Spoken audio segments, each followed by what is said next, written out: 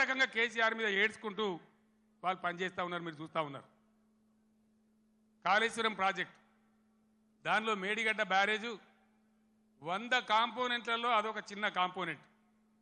దాంట్లో కొంచెం ఇసుక జారి 2 పిల్లర్లు కుంగినాయి. అదేందో ప్రళయం బద్దలైనట్టు, దేశమే కొట్టుకపోయినట్టు. నేను 2-3 రోజుల తర్వాత టీవీలో కూర్చుంటున్నా, ప్రతి ఇంటికి చేరుకొని చెప్తా కాళేశ్వరం సంగతి ఏందో, ఎందుకు గట్టినమో. కాళేశ్వరం పుణ్యమే కదా, ఎంత బ్రహ్మాండంగా ఈ జిల్లాలో నీళ్ళు వచ్చినాయి.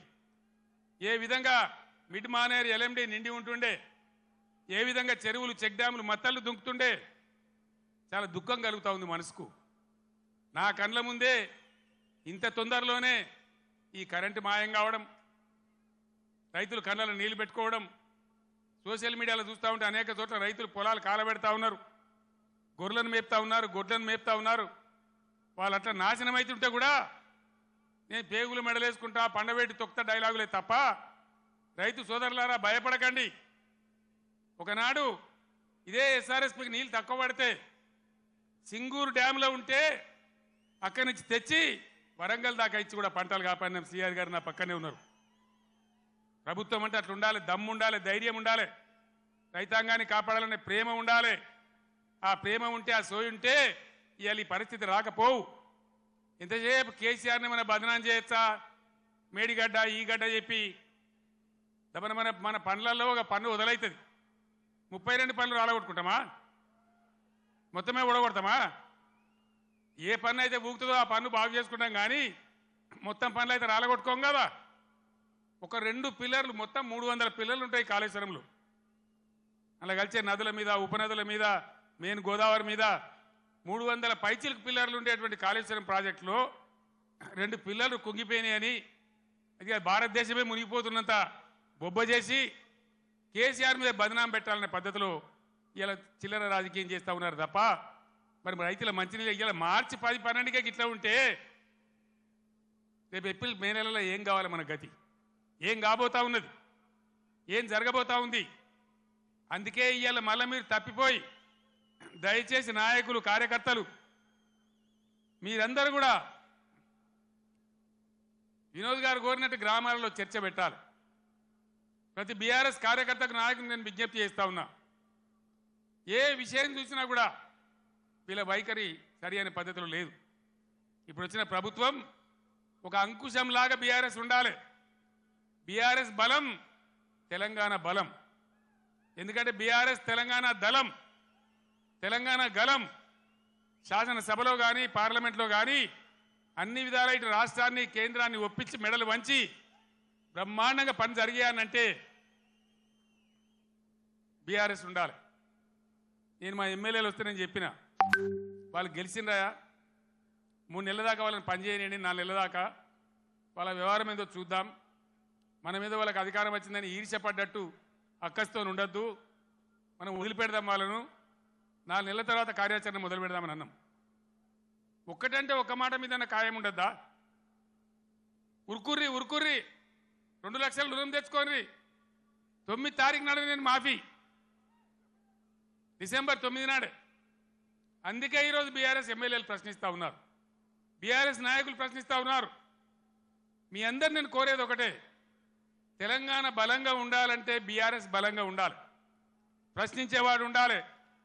తెలంగాణ సోయి ఉన్నవాడు, తెలంగాణ ఉద్యమం తెచ్చిన వాళ్ళు, పేగులు దిగేదాకా కొట్లాడినోళ్ళు, సావు అంచు దాకా పోయి సావు నోట్లో తలకాయ పెట్టినోళ్ళు, వాళ్ళకు ఉంటుంది కడుపు నొప్పి తెలంగాణ గురించి.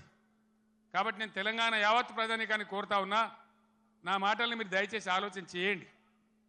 ఈరోజు ప్రభుత్వం నడిపే విధానం చూడండి, మేము ఉన్నప్పుడు ఎంత గౌరవంగా నడిపినామో చూడండి, ఎన్ని రకాల స్కీములు తెచ్చి ప్రజల్ని ఎట్లా కడుపులో పెట్టుకున్నామో చూడండి.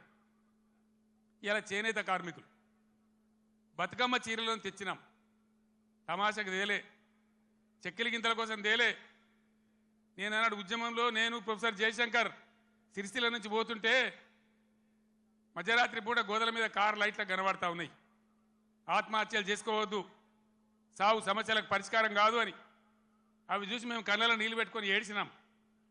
60 ఏళ్ళ స్వతంత్రంలో ఇలా సావుల గురించి, ఆత్మహత్యల గురించి మాట్లాడుతున్నామంటే సిగ్గుపడాలి. తెలంగాణ వస్తే తప్ప బతకమని సిరిసిల్లలో ఒకటే రోజు 11 మంది చేనేత కార్మికులు చచ్చిపోతే పార్టీ నుంచి నేను 50 లక్షల రూపాయలు తెచ్చి మీ దండం పెడతామని ఒక ఏడాది దాకా చావకుండ్రి, తెలంగాణ వచ్చేదాకా బతకండి, మేము మిమ్మల్ని బతికించుకుంటామని చెప్పినామన్నాడు.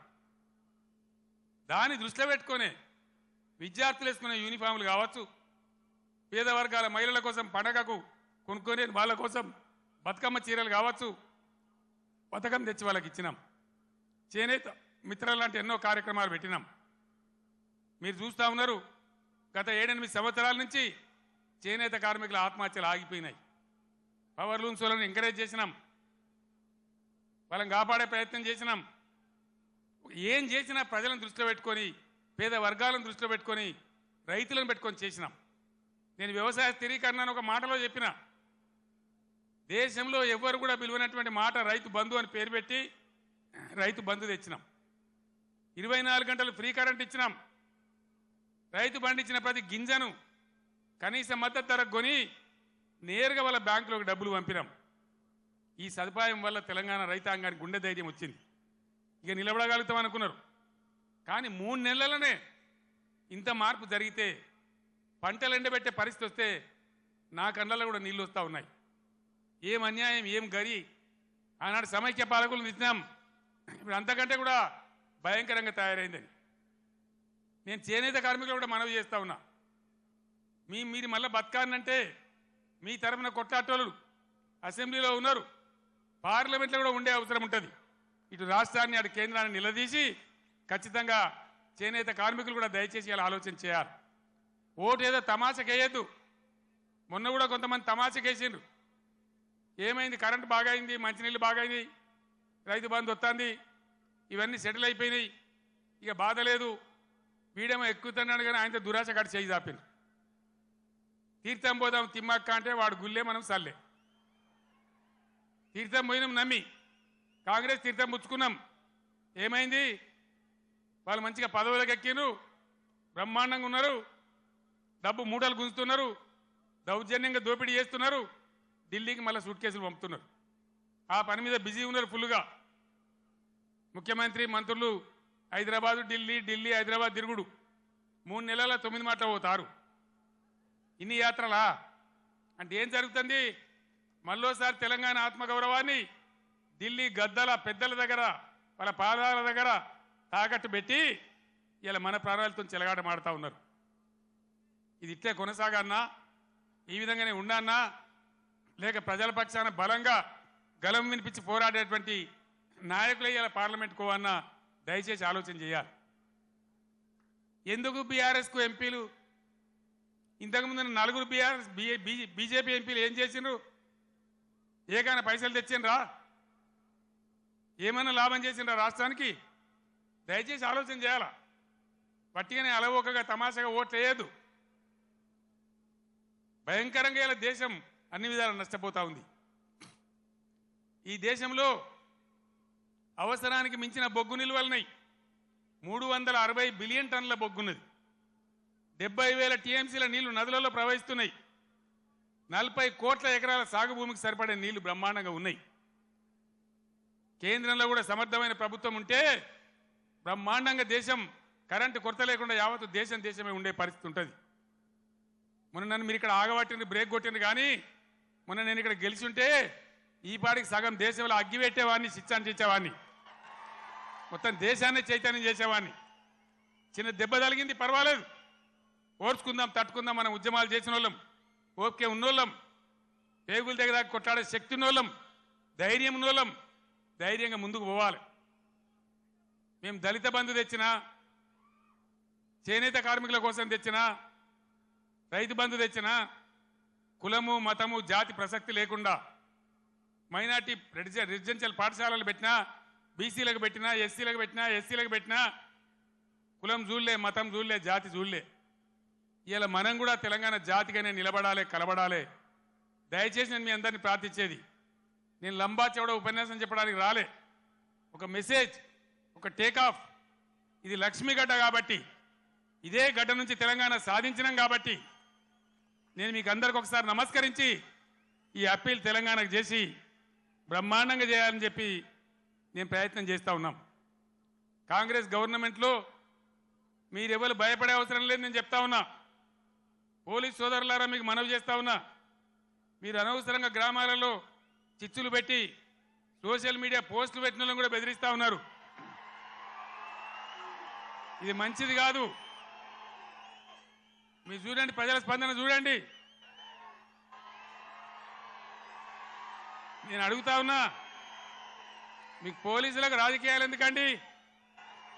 ఏమక్కర్నే మీకు రాజకీయాలు? ఇలా ఎవరికి అధికారం శాశ్వతం? మేము 10 ఏళ్ళు ఉన్నాం ప్రభుత్వంలో, మా మీద కూడా కొన్ని కుక్కలు మొరిగినా కానీ ఏమని పాపాన పడిపోతాడన్నాం, కానీ మేము ఈ దౌర్జన్యాలు చేయలే.